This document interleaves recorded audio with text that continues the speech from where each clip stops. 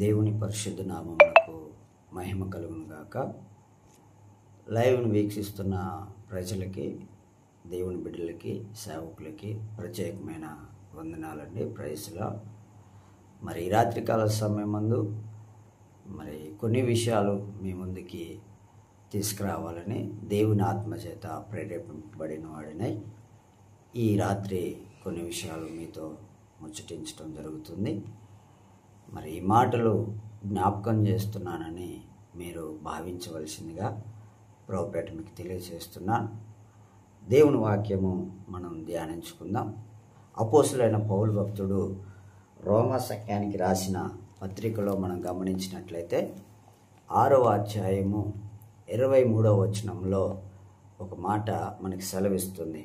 నేను చదువుతున్నా, చూడండి. ఏలయనగా పాపం వలన వచ్చు జీతము మరణము, అయితే దేవుని కృపావరము తన ప్రభువైన క్రీస్తు యేసునందు నిత్య జీవము. చూడండి, పాపం వల్ల వచ్చు జీతము మరణము అని దేవుని వాక్యం సెలవిచ్చింది. ఈరోజు మనం గమనించినట్లయితే మరణం అనేది మనిషిని ఏ రీతిగా అయినా సంభవిస్తుంది. మరి యవనస్తులు చనిపోతున్నారు, చిన్నపిల్లలు చనిపోతున్నారు, వృద్ధులు చనిపోతున్నారు, మధ్యస్థ కలిగిన వారు చనిపోతున్నారు. మరి మరణము పాపం వలన వస్తుందని దేవుని వాక్యం మనకు సెలవిచ్చింది.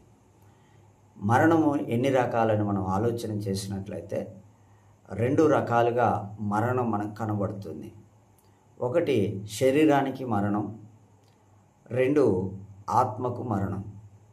మనం గమనించినట్లయితే ఎవరైనా బలవంతంగా చనిపోయినప్పుడు వారిని మనం అందరము పిలుస్తుంటాం, ఫలానా వ్యక్తి ఆత్మహత్య చేసుకున్నాడు అని. ఆత్మహత్య అంటే ఆత్మని చంపటాన్ని ఆత్మహత్య అంటారు. మరి ఎవరైనా చనిపోతే ఒక ఫలానా వ్యక్తి చనిపోయాడంట అని చెప్పేసి అంటారు. ఈ చనిపోయాడు అనే పదము శరీరానికి కలిగిన మరణాన్ని తెలియజేస్తుంది. కాబట్టి ప్రియులారా, మరణము ఆత్మకు ఉంది, శరీరానికి ఉంది. శరీర మరణం ఎవరు తప్పించబడరు, అందరికీ అది సంభవిస్తుంది. ఆత్మ సంబంధమైన మరణాన్ని తప్పించుకునే అవకాశం మనకుంది. అది ఎలాగనంటే మన ప్రభువైన యేసుక్రీస్తు రక్తము ద్వారా మనకి విమోచనం కలిగింది. యేసుక్రీస్తు ద్వారా మనకి మరణం నుంచి తప్పించుకునే అవకాశం కలిగింది.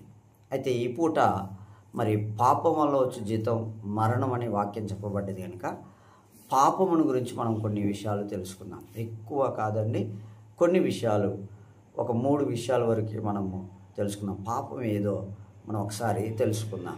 చూడండి, ఇదే అపోస్తులైన పౌలు భక్తుడు రోమా సంఘానికి రాస్తున్నాడు. మీరు గమనించినట్లయితే 8వ అధ్యాయంలో మీరు చూడగలిగితే, రోమీలకు రాసిన పత్రిక 8వ అధ్యాయంలో మనం గమనించినట్లయితే ప్రియులారా, 5వ వచనంలో 6వ వచనంలో చూసినట్లయితే ఆత్మానుసారమైన మనస్సు జీవము. అదే 5వ వచనంలో చూస్తే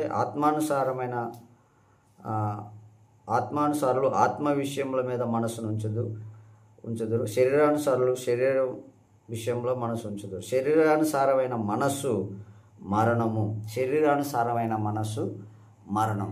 అంటే పాపము వలన వచ్చే జీతం మరణం అన్నారు కనుక పాపం అంటే శరీరానుసారంగా నడవటమే పాపం అని దేవుని వాక్యం మనకి సెలవిస్తుంది. ఎవరైతే శరీరానుసారంగా నడుస్తారో వారు మరణము అనగా పాపము చేసిన వారని వాక్యం మనకి తేటగా తెలియజేస్తుంది. కాబట్టి శరీరానుసారమైన మనస్సుని మనం విడవలసిన వారమై ఉన్నాం. ఇక 2వ పాపాన్ని మనం గమనించినట్లయితే యోహాను రాసిన పత్రిక, మొదటి పత్రిక మీరు గమనించినట్లయితే పిల్లరా, యోహాను రాసిన మొదటి పత్రిక మరి 3వ అధ్యాయము 4వ వచనంలో మీరు గమనించినట్లయితే చూడండి, ఆజ్ఞ అతిక్రమమే పాపము అని రాయబడ్డది. దేవుని మాట ఎవరైతే మీరుతారో, ఆజ్ఞని మీరుతారో వారు పాపం చేసిన వారని చెప్తుంది. మరి పాపం వల్ల వచ్చే జీతం మరణం కనుక పాపం ఏదో మనకు తెలిస్తే పాపాన్ని మనము విడిచిపెట్టడానికి అవకాశం ఉంది. మొదటిగా మనం నేర్చుకున్నాం, శరీరానుసారమైన మనస్సు మరణమని, అంటే శరీరానుసారమైన మనసుతో ఎవరైతే నడుస్తారో వారు పాపం చేసిన వారని మనం నేర్చుకున్నాం. రెండవదిగా మనం చూసినట్లయితే దేవుని మాట ఎవరైతే వినరో, దేవుని మాట ప్రకారం ఎవరైతే నడవరో, దేవుని ఆజ్ఞని ఎవరైతే తృణీకరిస్తారో వారు పాపం చేసిన వారని మరి వాక్యం మనకి సెలవిస్తుంది. కాబట్టి ఆజ్ఞాతిక్రమమే పాపం. ఈరోజు దేవుని మాట వినకుండా చాలామంది నడుస్తున్నాడు. నాటి కాలంలో ఆదామవ్వలు దేవుని మాట వినకుండా మనుషుల మాట విని, సాతాను మాట విని మరి పాపం చేసి మరణాన్ని తెచ్చుకున్నారు. ఈరోజు కూడా మనము దేవుని మాట వినకుండా ఎంతోమంది ఆత్మానుసారమైన మరణాన్ని తెచ్చుకుంటున్నారు. శరీరానికి అందరికీ మరణం ఉంది. ఆత్మ మరణం నుంచి తప్పించబడటానికి మన ప్రభువైన యేసుక్రీస్తు వచ్చాడు. కనుక ఆత్మ మరణమును మనం తప్పించబడాలనంటే ఆ దేవుని యొక్క ఆజ్ఞలను మనం పాటించేవారిగా ఉండాలి. అలాగనే మూడొక విషయాన్ని మనం గమనించినట్లయితే ప్రియులారా, యాకోబు రాసిన పత్రిక 4వ అధ్యాయము 17వ వచనంలో మనం చూసినట్లయితే 4వ అధ్యాయం 17వ వచనంలో చూసినట్లయితే, కాబట్టి మేలైనది చేయ నెరిగియు అలాగు చేయని వానికి పాపము కలుగుతుంది. మూడవదిగా మనం చూస్తే మేలు చేయటం తెలిసి మేలు చేయగలిగిన స్థితిలో ఉండి మేలు చేయకపోవటం కూడా పాపం అని దేవుని యొక్క వాక్యం మనకి సెలవిస్తుంది.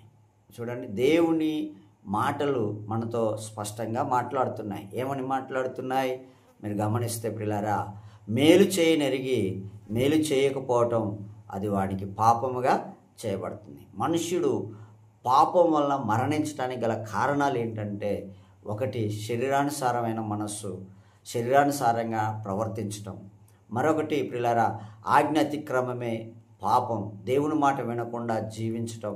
మూడవదిగా మనం గమనించినట్లయితే మేలు చేయనెరిగి మేలు చేయకుండా జీవిస్తూ ఉంటాం. ఇది పాపముగా పరిగణించబడుతుంది. వీటి వలన ఆత్మ మరణం మనకి సంభవించే అవకాశాలు ఉన్నాయి.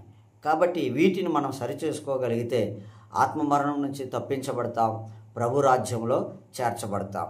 ప్రభువుని మహిమపరుస్తూ గణపరుస్తూ మరణం నుంచి తప్పించబడాలనంటే దేవుడు చెప్పినట్లుగా ఆత్మానుసారమైన మనస్సు కలిగి నడవాలి. ఆత్మానుసారమైన మనస్సు జీవమును సమాధానమని అదే అపోస్తులైన పౌలు రాసిన రోమీయులకు రాసిన రోమపత్రికలో మనం గమనించినప్పుడు అదే 8వ అధ్యాయంలో మనకి 6వ వచనంలో మనకు కనబడుతుంది. ఆత్మానుసారమైన మనస్సు జీవమును సమాధానమునై ఉన్నది. ఆత్మానుసారంగా మనం ప్రవర్తించగలిగితే మరణం నుంచి తప్పించబడతాం. కాబట్టి పిల్లరా, మరణమునకు కారణము పాపము. పాపం ఏమిటంటే శరీరానుసారమైన మనస్సు, శరీరానుసారంగా ప్రవర్తించటం, శరీరానుసారంగా జీవించటం. అలాగనే దేవుని మాటలు వినకుండా ఇష్టారాజ్యంగా స్వచిత్తమును చేసుకుంటూ ఇష్టం వచ్చినట్టుగా ప్రవర్తించటం ఆజ్ఞ అతిక్రమం. మూడవదిగా మేలు చేయనెరిగి ప్రజలకి మేలు చేయకుండా జీవించటం. ఈ కారణాల చేత పాపం చేసిన వారై మరణమును సంభవిస్తుంది. మరణము నుంచి తప్పించబడాలంటే వీటిని మనం విడిచిపెట్టవలసింది, వీటిని చేయవలసి ఉంది. కాబట్టి శరీరానుసారమైన మనసును విడిచిపెట్టి ఆజ్ఞాతిక్రమము పాపము కనుక ఆజ్ఞలను పాటిస్తూ దేవుడు చెప్పినట్లుగా మేలు చేయగలిగితే ఖచ్చితంగా జీవమును సంపాదించుకుంటాం. ఆ స్వభావమే ఆత్మానుసారమైన నడిపింపు. ఈ నడిపింపులు మనమందరము ముందుకు కొనసాగుదుము గాక. ఆమేన్. కృపగలిగిన మా యేసు, దయగలిగిన తండ్రి, ఈ మాటలు విన్న బిడ్డల్ని దీవించి ఆశీర్వదించి ఫలభరితమైన జీవితం ఇచ్చి జీవం అనుగ్రహించమని, మరణం నుంచి విడిపించమని యేసు నామమున నడుచున్నాను తండ్రి. ఆమేన్. ఇన్ని నిమిషాలు